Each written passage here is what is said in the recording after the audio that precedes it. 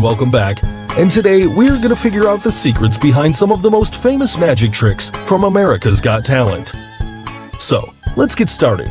The paper bags and knife trick.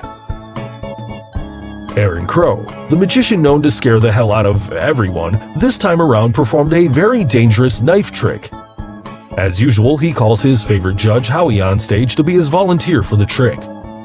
Now, there are 4 paper bags placed on stage, and after asking Howie about his choice, he places the knife underneath the second bag with its sharp blade pointing upwards. He then randomly mixes up the position of those bags quite a few times without Howie and anyone else noticing.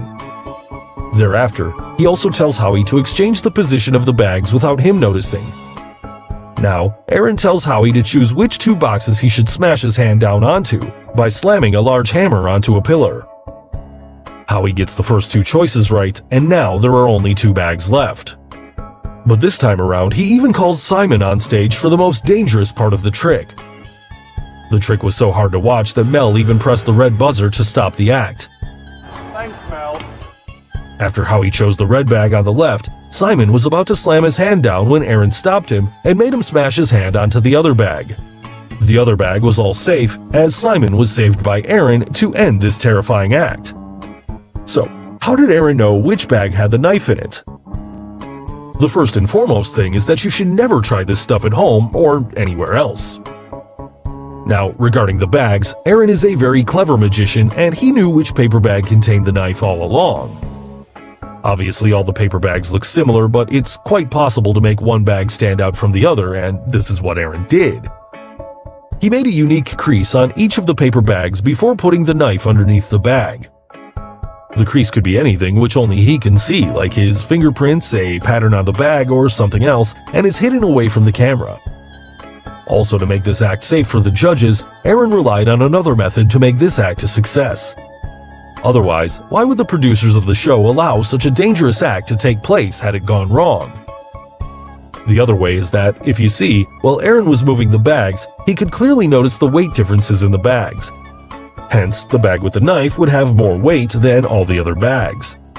So clearly, this would allow him to identify which one of the bags had the knife in it. The heavier bag theory is safer and easier, but either way, this trick works quite well. Now, some of you'd think, what if Howie stopped at the bag where the knife was? How would he cover that? Only one bag contains the sword, so when Howie hits the hammer, Aaron can either do it exact, or he can add a little delay, allowing him to move to another bag, since he already knows the bag. Also, when only 2 bags were left, it doesn't matter when Howie slams the hammer, because either the magician is going to stop Simon's hand like he did here, or he's going to smash straight down. Finally, the only thing that was sure is that Aaron was, after all, going to save Simon and impress us all. The first trick, the black table card trick. Chien, one of the best close-up magicians on America's Got Talent, should have gotten a golden buzzer the way he executed this act. But anyways, here's what he did. Eric starts off the trick by opening a small wooden box, inside which there is a long white ribbon, and using the ribbon divides the table into 2 halves, with the red card on the left side and the blue one on the right side. In the process, even the color of his dress has changed from black to the dual red and blue color. This dress change also takes place at the end of his act when he's seen searching for the ribbon. Thereafter, and only leaving a small part of the card visible. Perform all this amazing stuff. Well, here's the secret. To make this act easier to understand, we'll break it down into 4 parts. First, the card color change. Second, the disappearing and reappearing of the card. Third, the dress color change. And fourth, the magical appearance of the rectangular frames. Also, most of this act is skill-based and sleight of hand, which only enhances the credibility of the magician. So, the first time around, he pulls out a deck of red cards and places the cards on the left and right of the ribbon, with the cards on the right side turning blue. Here, the deck of cards you see is actually 2 sets of cards, with the red ones at the top and a few blue ones at the bottom of the deck. Thereafter, he uses a famous sleight of hand technique known as bottom dealing or base dealing, in which the bottom card from a deck of cards is dealt instead of the top card. So Eric here slides the top card partially off the deck as if to deal it, while the right hand instead takes hold of the bottom card. The card is snapped away from the deck while the top card is reset back onto the deck.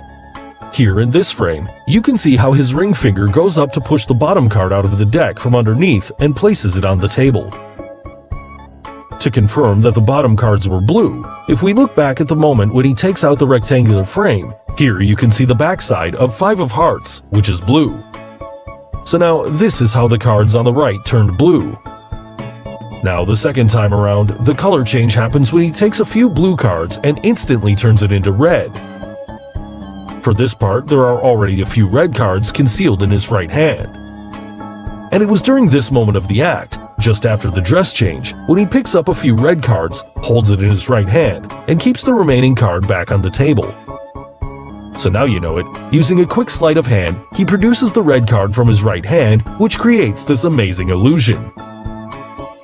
Now, there was one impressive color change, which happens when he takes this red-colored Jack of Spades, brings it on the right, and as you can see, the color changes to blue.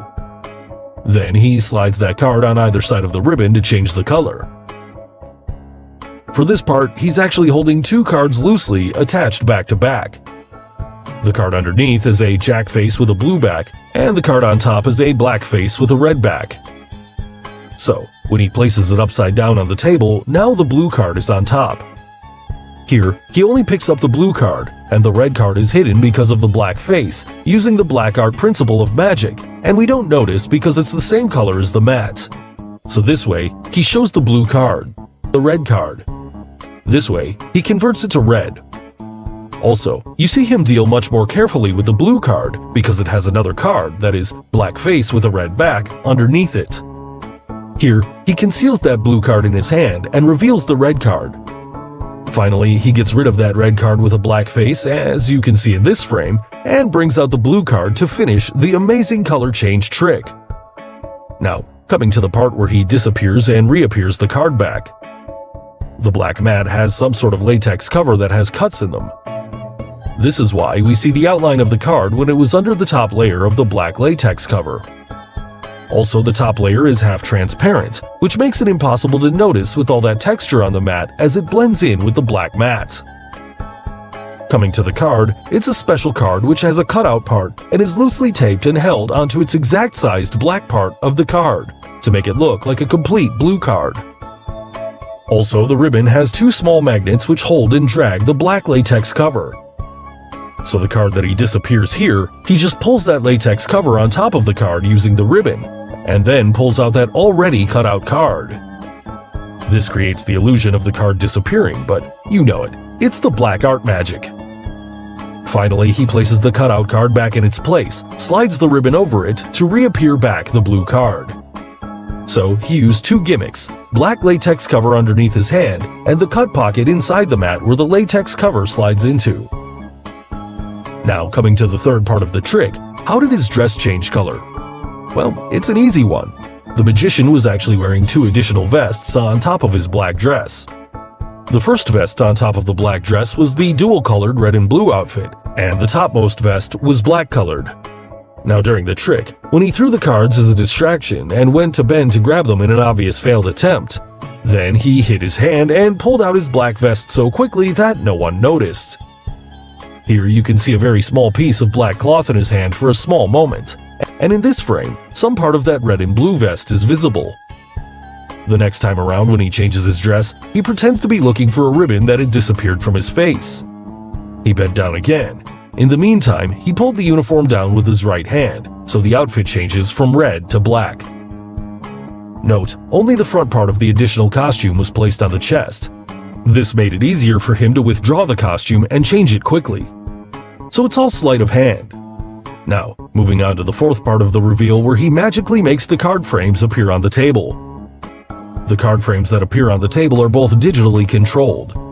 If we slow down the video, here you can see the taped rectangular frames of the cards seemingly appear out of nowhere, and you can actually see that the image is an electronic one programmed within the black mat because the image pops up before Eric throws the taped frame down onto the table.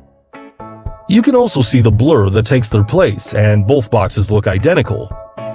Also notice that these rectangular frames never move, even when he puts cards on them. That is, both boxes have slightly elevated edges, but they never move even slightly. Hope it clears that up. Now, in his long performance, Eric performed a few more tricks like disappearing all the cards, and even did some great tricks with coins. So guys, once you give us 100,000 likes on this video, we'll be coming back very soon with the reveal of his remaining tricks. So guys, hope you got the secrets behind the most famous magic tricks from America's Got Talent. Which trick impressed you the most? The black table card trick or the knife trick? And name any other magic trick you would like us to reveal. Let us know in the comments below.